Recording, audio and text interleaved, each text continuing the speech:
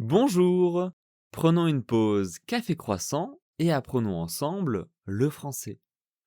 Aujourd'hui, on va parler d'un sujet très intéressant pour comprendre un pays, la pop culture. C'est quelqu'un qui me l'a demandé sur les réseaux sociaux et je trouvais que c'était une super idée. Donc aujourd'hui, on va parler de la pop culture française. Donc la pop culture, ou la culture populaire en français, c'est tout ce que beaucoup de gens consomment dans leur vie quotidienne, donc les films, les séries, la musique, les jeux vidéo, internet, etc. Donc dans cet épisode, je vais vous présenter plusieurs aspects de la pop culture en France, car oui, on dit bien la pop culture, et la traduction littérale culture populaire, on ne l'utilise pas vraiment. Et je vais bien sûr citer quelques exemples. On va commencer par le cinéma. La France a une grande tradition de cinéma. D'ailleurs, les premières projections publiques de films ont été faites par les frères Lumière en 1895 à Paris. Et aujourd'hui encore, les Français vont pas mal au cinéma. Chaque année, des films français rencontrent un grand succès. Les plus grands succès des dernières années sont par exemple Intouchables, qui est l'un des films français les plus populaires, sorti en 2011. Qu'est-ce qu'on a fait au bon Dieu, qui est aussi une comédie très connue. Et il y a aussi des franchises qui attirent quand même beaucoup de personnes, comme par exemple Astérix et Obélix. Et la France aussi organise le Festival de Cannes, qui est l'un des festivals de cinéma les plus célèbres du monde. Dans les films très connus que je pourrais vous recommander, que j'ai vus dernièrement, il y a les films des Trois Mousquetaires. Les Trois Mousquetaires, c'est quelque chose de très connu en France. Il y a de nombreux films là-dessus. Mais les derniers films qui sont sortis en 2023, je crois, eh bien, ils sont vraiment très très bien. Donc je vous les recommande, Les Trois Mousquetaires d'Artagnan. Un des derniers bons films français aussi que j'ai vu, c'était La Boîte Noire. La Boîte Noire par rapport aux avions donc. Après, n'hésitez pas à écouter aussi tous nos autres podcasts, car on parle souvent des derniers films qu'on a pu regarder. Donc parfois, vous pouvez trouver le nom de ces films dans les descriptions ou dans les titres de nos podcasts. Maintenant, on va passer aux séries. Alors comme dans beaucoup de pays, les séries sont devenues très populaires.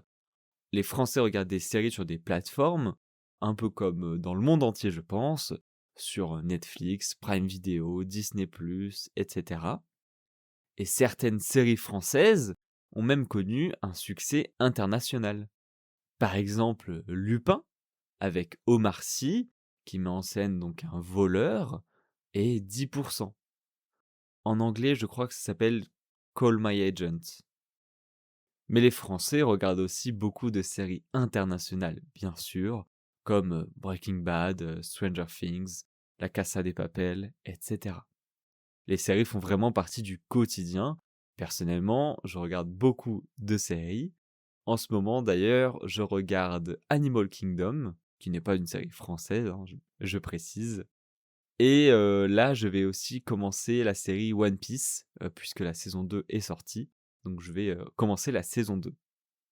Alors il y a quelque chose par contre d'important à noter en France, c'est que la majorité des gens regardent les séries en version française. On ne regarde pas les séries en VO. En tout cas, la plupart des gens ne regardent pas les séries en VO, version originale, mais en VF. En fait, donc, tous les films vont être doublés en français. Alors, pour la plupart des pays, ça peut être assez étrange, mais nous, c'est quelque chose de très commun, et donc on a vraiment l'habitude de regarder les films en français. Personnellement, même si je comprends très bien l'anglais, eh bien, j'ai tellement eu l'habitude de regarder les séries et les films en français que ça me fait bizarre quand c'est en version originale, puisque le son n'est pas exactement le même, et donc je préfère les versions françaises. Alors la musique, c'est aussi une grande partie de la pop culture. Aujourd'hui en France, bien sûr, le rap est très populaire, avec des artistes comme Orelsan, Nekfeu, Jul, Aya Nakamura, Damso, etc. Ces artistes sont très écoutés sur les plateformes de streaming, mais il y a aussi d'autres styles populaires, comme la pop ou la chanson francophone, et comme autres artistes francophones que je pourrais vous citer, il y aurait par exemple Stromae, Angèle, qui sont des artistes donc francophones. Ils sont belges, ils parlent français, mais ils ne sont pas français. Donc on dit francophone. Alors moi, je n'écoute pas beaucoup de ces artistes, je n'écoute pas beaucoup de rap classique, mais j'aime beaucoup par contre certains artistes comme par exemple Euphonique, 2TH, Lonepsy, Freds. Ce sont des artistes que je pourrais vous recommander d'écouter. Ils sont un petit peu différents.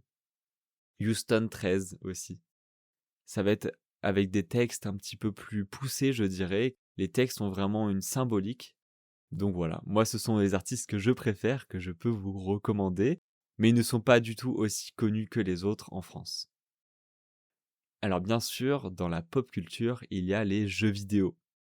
Beaucoup de Français jouent à des jeux vidéo, et en France, les jeux vidéo les plus répandus sont donc League of Legends, avec je pense la plus grande fanbase. Il y a bien sûr Counter-Strike, où moi je suis un grand fan de Counter-Strike. Évidemment, il y a des jeux plus classiques sur les consoles, comme Call of Duty, EA Sports, FC, qui en fait avant s'appelait FIFA. Et en France aussi, on a de grands studios de jeux vidéo, comme l'entreprise Ubisoft, qui a été fondée en France et qui est connue pour des jeux comme Assassin's Creed, Far Cry, Watch Dogs, etc. Moi, les autres jeux auxquels je joue, il y a Trackmania, Rocket League. Rocket League aussi très connu en France.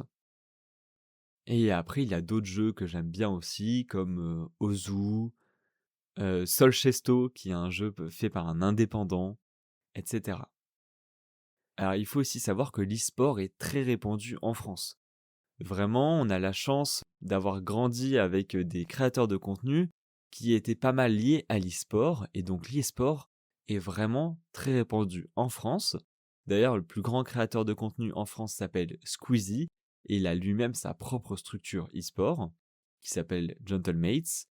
La plus connue en France, je dirais, c'est la Carmine Corp, qui a été faite par le streamer Kameto, qui est aussi un des streamers les plus connus en France.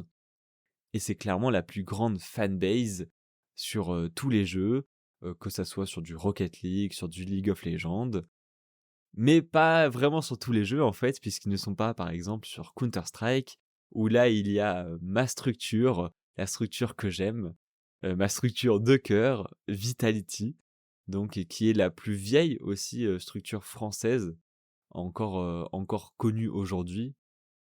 Bon, il y a eu pas mal de structures e-sport avant, mais c'est la plus connue et la plus grosse actuellement, et donc qui performe sur des jeux comme Counter-Strike ou Rocket League aussi, par exemple.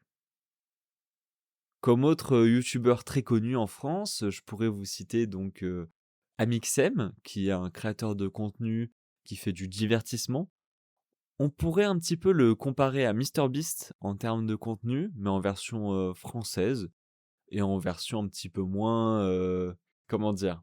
MrBeast, c'est vraiment dans le côté un peu too much, je dirais. Il y a vraiment, c'est beaucoup, beaucoup d'argent, beaucoup de choses comme ça.